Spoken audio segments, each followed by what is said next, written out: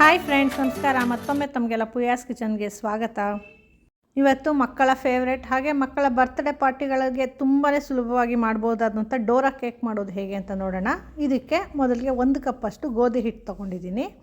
ಹಾಗೆ ಅರ್ಧ ಕಪ್ಪಷ್ಟು ಪುಡಿ ಮಾಡಿರೋಂಥ ಸಕ್ಕರೆ ಪುಡಿ ತೊಗೊಂಡಿದ್ದೀನಿ.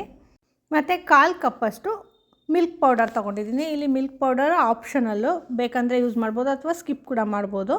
ಆದರೆ ಯೂಸ್ ಮಾಡೋದ್ರಿಂದ ಟೇಸ್ಟ್ ಎನ್ಹ್ಯಾನ್ಸ್ ಆಗುತ್ತೆ. ಹಾಗೆ ಅರ್ಧ ಟೀ ಸ್ಪೂನಷ್ಟು ಅಡುಗೆ ಸೋಡಾ ತೊಗೊಂಡಿದ್ದೀನಿ. ಈ ಎಲ್ಲ ಪದಾರ್ಥಗಳನ್ನ ಮೊದಲಿಗೆ ಜರಡಿ ಮಾಡ್ಕೋಬೇಕು.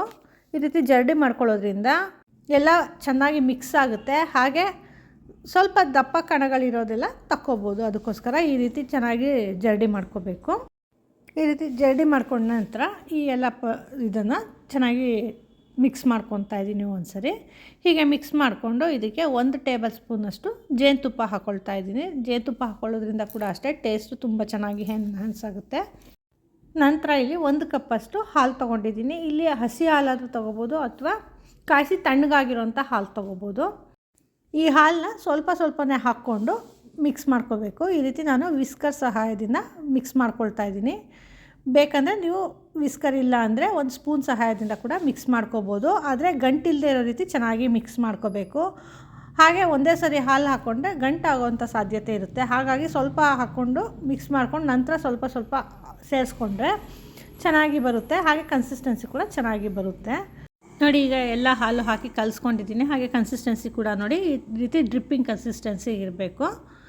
ಈ ಕನ್ಸಿಸ್ಟೆನ್ಸಿಲಿದ್ದರೆ ಕರೆಕ್ಟಾಗಿದೆ ಅಂತ. ಅಥವಾ ಕನ್ಸಿಸ್ಟೆನ್ಸಿ ಸ್ವಲ್ಪ ಗಟ್ಟಿಯಾಗಿದೆ ಅನ್ಸ್ಕೊಂಡ್ರೆ ಇನ್ನೊಂದು 2 ಟೇಬಲ್ ಸ್ಪೂನಷ್ಟು ಹಾಲು ಬೇಕಂದರೆ ಸೇರಿಸ್ಕೋಬೋದು. ಈಗ ಇಲ್ಲಿ ನಾನು ಒಂದು ಪ್ಯಾನ್ಗೆ 4-5 ಡ್ರಾಪಷ್ಟು ಎಣ್ಣೆ ಹಾಕಿ ಈ ರೀತಿ ಟಿಶ್ಯೂ ಪೇಪರಿಂದ ಚೆನ್ನಾಗಿ ಒರೆಸ್ಕೊಳ್ತಾ ಇದ್ದೀನಿ. ಇಲ್ಲಿ ಎಣ್ಣೆ ಇರಬಾರ್ದು, ಆದರೆ ಪ್ಯಾನ್ ಸ್ವಲ್ಪ ಗ್ರೀಸ್ಡ್ ಆಗಿರಬೇಕು. ಈಗ ಪ್ಯಾನ್ ಚೆನ್ನಾಗಿ ಕಾದಿದೆ. ಈಗ ಸಣ್ಣ ಊರಿನಲ್ಲಿ ಅಥವಾ ಮೀಡಿಯಮ್ ಫ್ಲೇಮಲ್ಲಿ ಇಟ್ಕೊಂಡು ಈ ಮಾಡ್ಕೊಂಡಿರೋಂಥ ಬ್ಯಾಟರ್ನ ಹಾಕ್ಕೋಬೇಕು. ಇಲ್ಲಿ ಹಾಕ್ಕೊಳ್ಳೋದಕ್ಕೆ ನಾನು ಒಂದು ಚಿಕ್ಕ ಸೌಟ್ ತೊಗೊಂಡಿದ್ದೀನಿ ಅಥವಾ ಮೆಜರಿಂಗ್ ಕಪ್ ಕೂಡ ತೊಗೋಬೋದು. ಈಗ ಈ ಹಿಟ್ಟನ್ನ ಈ ರೀತಿ ಈ ಪ್ಯಾನ್ಗೆ ಹಾಕ್ಕೊಳ್ತಾ ಇದ್ದೀನಿ. ಇದನ್ನ ನಾವು ಹರಡಬಾರ್ದು. ಈ ರೀತಿ ಜಸ್ಟ್ ಹಾಕ್ಕೊಂಡ್ರೆ ಅದಕ್ಕದೇ ಸ್ಪ್ರೆಡ್ ಆಗುತ್ತೆ.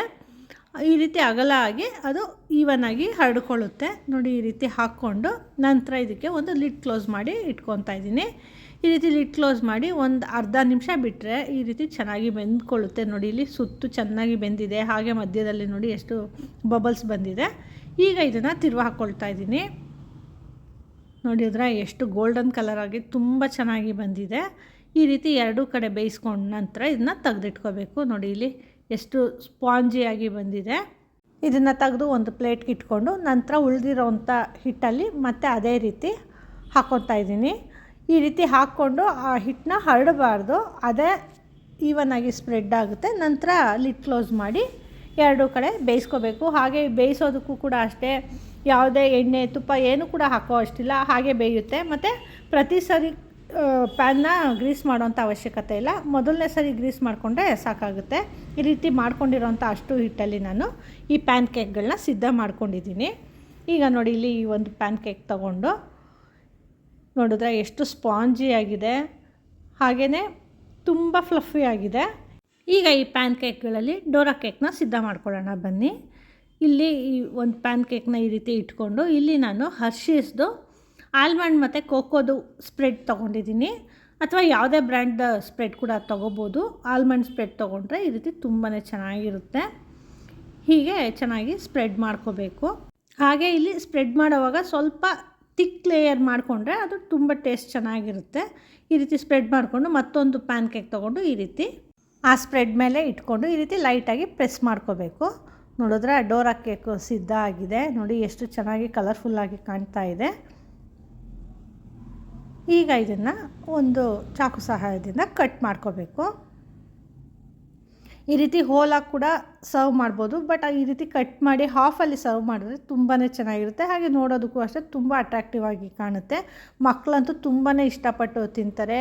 ಸಾಮಾನ್ಯ ಬರ್ತ್ಡೇ ಪಾರ್ಟಿಗಳಲ್ಲಿ ಅಥವಾ ಈಗ ಕ್ರಿಸ್ಮಸ್ ಅಂತೂ ಹತ್ತಿರ ಬರ್ತಾಯಿದೆ. ಕ್ರಿಸ್ಮಸ್ ನ್ಯೂ ಇಯರ್ಗಳಲ್ಲಿ ಈ ರೀತಿ ಮಾಡಿಕೊಟ್ರೆ ಮಕ್ಕಳು ತುಂಬಾ ಇಷ್ಟಪಡ್ತಾರೆ. ಈ ರೆಸಿಪಿ ನಿಮಗೆ ಇಷ್ಟ ಆಯಿತಾ? ಹಾಗಿದೆ, ನೀವು ಟ್ರೈ ಮಾಡಿ ಹೇಗೆ ಬಂತು ಅಂತ ನಮಗೆ ಫೀಡ್ಬ್ಯಾಕ್ ಕೊಡಿ. ಹಾಗೆ ಇನ್ನೂ ಹೆಚ್ಚು ವೀಡಿಯೋಸ್ಗಳಿಗಾಗಿ ನಮ್ಮ ಪೂಯಾಸ್ ಕಿಚನ್ನ ಲೈಕ್ ಮಾಡಿ, ಶೇರ್ ಮಾಡಿ, ಹಾಗೆ ಸಬ್ಸ್ಕ್ರೈಬ್ ಮಾಡಿ. ಧನ್ಯವಾದಗಳು.